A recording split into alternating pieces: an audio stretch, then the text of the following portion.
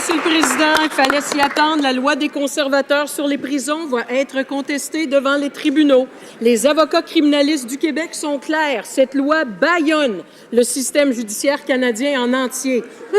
Bâillon, un terme familier en cette Chambre. Après le bâillon des parlementaires, les conservateurs bâillonnent maintenant les juges, les avocats, les agents de probation qui ne pourront plus faire leur travail librement.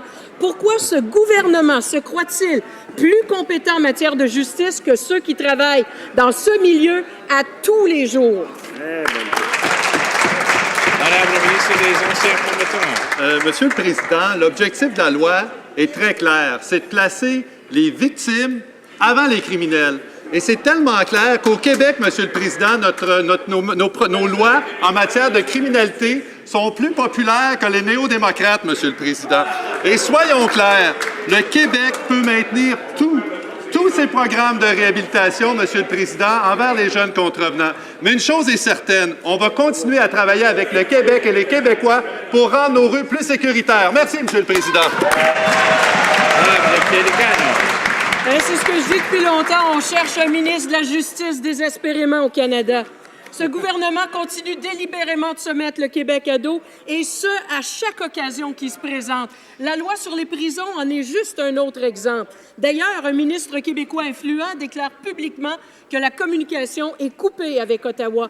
Quand est-ce que ce gouvernement va se décider à écouter les Québécois?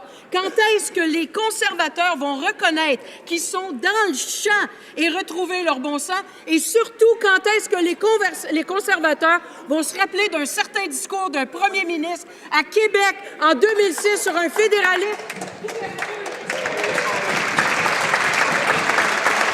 Madame la ministre des Anciens combattants. La vraie question, Monsieur le Président, c'est quand la critique en matière de justice des néo-démocrates va mettre le mot « victime » dans sa question, Monsieur le Président.